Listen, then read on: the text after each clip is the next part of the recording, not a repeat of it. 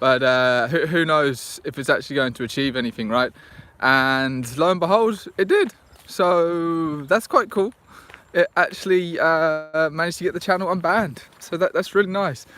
So I thought, fuck it, I'm just gonna do a live stream just because I can, and why not? I mean, it's a nice day. It's not beautifully sunny, but hey, what you gonna do? So it's just nice to be back on YouTube again. So, but this means as well that it's not just the fact that we're unbanned, but the strike was removed. So now we only have one strike, and it's got 2.5 months left on that. So I can be a little bit, you know, I can maybe throw in a couple of spicy videos that might just be a little, well, we'll see, because I was very surprised. I don't know if you guys have seen the video that was published this morning already, but it's about this NHS nurse talking about her experience in the practice and why she quit.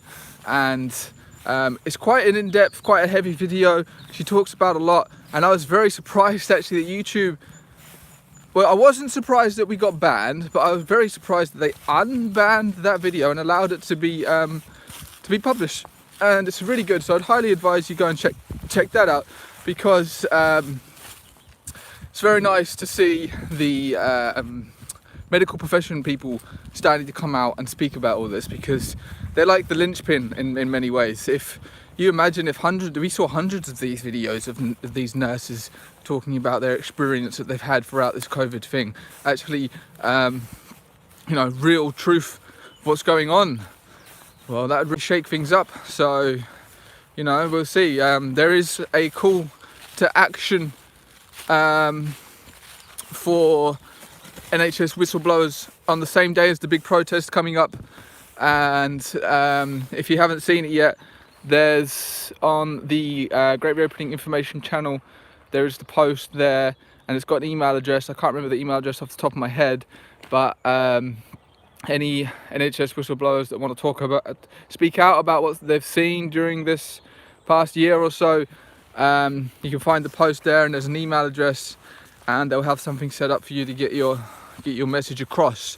And I know the people who have set it up, so yeah, it's very good to see. And yes, so good morning to everybody. If you're just joining, I'm just doing a live stream for the sake of doing a live stream, because we can, because the YouTube got unbanned again. So that's all right, that's cool. We just got temporarily banned. And let's have a look here. Oh, hello. How have I done here? How do I do that? How do I do that again? Oh, I can't remember. Aha. Ah. Okay. Oh no, what have I done here? Aha. Good morning everybody, yes. So it's Friday, it's Good Friday, isn't it? If I remember rightly. Is anybody doing anything, showing doctors in Finland? Oh shit. You lost your channel completely? Like they didn't give you any strikes? Yeah, there was something about, I remember the first video I think I ever got censored on YouTube was showing a clip of empty hospitals. So that's what did it. They clearly don't want people to be seeing that. I can't imagine why you wouldn't want people to be seeing that, but thankfully the word is still getting out there, and there's still loads of other good platforms. Like, if you haven't seen it yet, we are on BRANDNEWTUBE. I'd highly recommend that platform. We're on there as The Great Reopening, just the same as the YouTube, and BRANDNEWTUBE seems pretty solid so far. I've never had a video censored off there. I spoke to the founder a little bit over messages. They seem cool, they seem on board and on for the cause. So yeah, I'd highly recommend that platform. But unfortunately, they don't as yet have live streaming.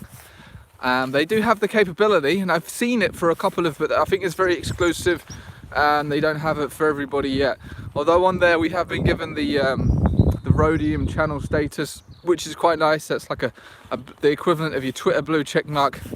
So whatever that means, we've got that on there. But as soon as they start, wow, getting arrested for publishing that, Jesus. It's bad. Who they won't speak up because, yeah, well that's it. That's the money, isn't it? That's why, unfortunately, having people like Bill Gates with so much fucking money has all of this influence over people, and what they can say and what they can research and what they can publish. So yeah, man, that's what I covered in a video a little while back, just talking about like money. I find money really interesting, but it's like, imagine if Bill Gates didn't have any fucking money. Imagine if he was broke, fucking poor. He wouldn't be able to do anything. He wouldn't have this vaccine monster roaming around the place. So yeah, money's an interesting one. So yeah, it's a shame these these people won't speak out due to lack of funding. But I mean, it's like you've got to weigh up the risks, really, haven't you? Like the NHS nurse who decided to speak out. It's like, if you don't speak out, you don't speak your truth, you don't say and do the right thing, and you keep not doing that because of fear of losing your job or money or something, man, that compounded in a society, all of the people doing that, that's how you get fucking tyranny. Everybody too scared to do anything because of what might happen, so nobody does the right thing, and then you end up with tyranny.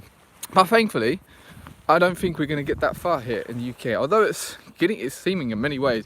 I just have a funny feeling about this place. Maybe I'm wrong, maybe I'm biased, but no, I don't see anybody who doesn't want to take the vaccine. They're never going to have to take it, but they might have to do away with a bit of psychological manipulation and maybe some temporary removal of certain luxuries, to be able to just be strong in yourself to not take this shit. But if you really don't want to take it, now I can't see mandatory vaccinations happening at all, not in the UK anyway. I just can't see it happening. I never have, even since last year, when this was all starting. Everyone was like, "No, it's going to go to the vaccines." I was like, I can't see it being mandatory, but what I can see is like this splitting happening. This splitting. You'll have society, and I mean, I don't know how drastic it's going to be, and you know, like we're doing this festival. If you haven't seen yet, on the Great Reopening website we have a poll, and it's talking about a no vaccination test requirement festival, and I have to be careful because that means we don't want anybody to have to have a test or a vaccine. I've had a couple of people, they read the wording a little bit wrong, but if we can get away with a festival with, you know, good amount of people there, it's not going to be a massive one, but it's going to be around 500 people, I reckon. Yeah, so you get that together, and everyone's there. There's no social distancing, there's no masks, there's no tests or vaccines to have to be had before entering. And imagine what kind of crew that's going to be. I know, you know, division and all of that, and we can still, obviously, anyone who doesn't have the vaccine can still be friends with people who have it. But imagine, you've got 500 people all together, everyone who's like doesn't want to take the vaccine is on a similar sort of kind of page, and they're awake and they're alert to a lot of things, and they're all together for a big party. And even everyone down to the damn musicians is awake and doesn't want the vaccine. That's going to be an incredible crowd of people, guys. I mean, I know the division and split thing, but imagine you're just in a festival, a party with a bunch of the most smartest and brightest and awake people and fun. That just sounds amazing to me. Why would you not want this? Like all the I hate to use the word, but all the normies not there. Sounds like a lot of fun to me, but we'll see. So that shows me, though, if we can get away with it, right, if we can do that, then that shows people that we can still have a good time, enjoy life, and do all the things we want without any of this COVID bullshit. So that's what we're gonna do, and that's why I think it's a very important thing to be doing, to show people that this can still happen. And here in the UK as well, if you guys haven't seen it, you've got Adventure Island and Southend-on-Sea. And they have said openly, publicly, that you'll never have to have a vaccine or provide proof of vaccination to enter into our theme parks. So that's quite amazing, right? That's quite a big establishment. And then you've got, what is it, Shepherd's something, I can't remember the Shepherd's name, maybe, I can't remember the establishment exactly. But some sort of pub group, and then also Wetherspoons openly saying, so you've got three major things, establishments saying, yeah, we don't want, we're not going to be enforcing the vaccine stuff. So what does that say to you guys? I think it says to me, you're going to get the choice. If you want a vaccine, if you want to have the vaccine and you want the vaccine passports, you're going to have the choice, and you can do that, and you can go to all of your places there that will only allow vaccinated people. But if you don't want that, then you're going to have the option to go to all these places that don't want all of that stuff, which I think is a win-win, really. It's like free will is respected. You want your fucking vaccine, you can have it. If you don't want it, you don't have to have it, and then you can still carry on and enjoy life.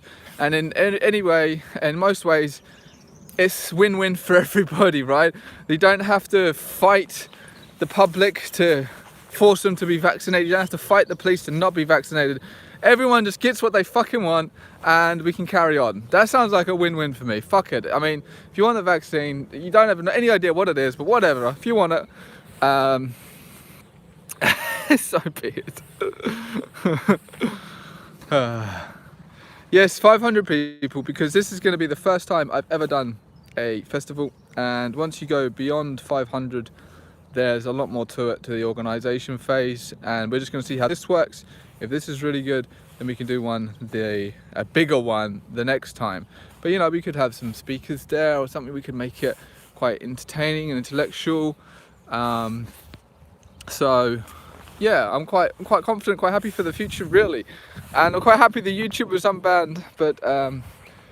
But yeah, oh, someone's mentioned the police. Hey, I'm just going to mention this to you guys as well. I don't know if you saw the live stream I did in Richmond about 3 to 4 weeks ago, and we were going to set up a music event. We still had a good time, and we still, you know, connected a lot and all of that. But I ended up getting arrested, and on the condition that I didn't go to the cell, like, you know, get taken to the station. I got de-arrested, and on the condition I get a fine. So okay, fuck it, you know, if I get the fine, whatever. If they take me to the station, maybe they'll I don't know, realise who I am, search through my phone, delete my shit. I don't know. So it seemed like the wise thing to do, and apparently it was, because I haven't ever received that fine, ever. So just take it as an anecdotal example, guys. I was arrested and given a fine, de-arrested, but I never ever received that fine.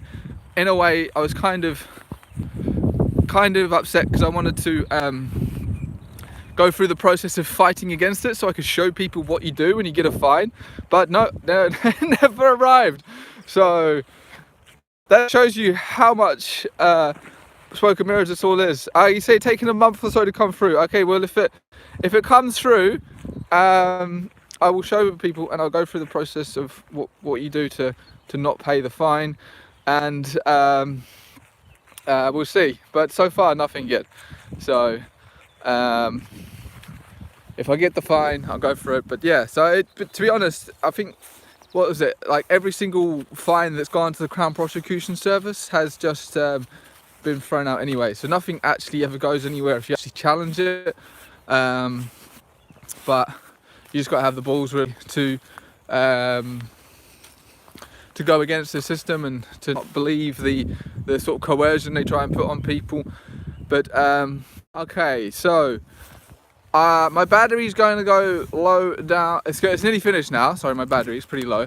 But there's just a quick live stream, like I say, just to celebrate the fact that the YouTube channel has been unbanned. It's quite nice, quite beautiful. I was just so surprised. But yeah, so my battery's about to go now, guys. But lovely to chat to you, and I'll be doing more live streams for sure, just because I can now. And good luck out there, guys. And let's get the fuck out of lockdown and start having some fun. See ya.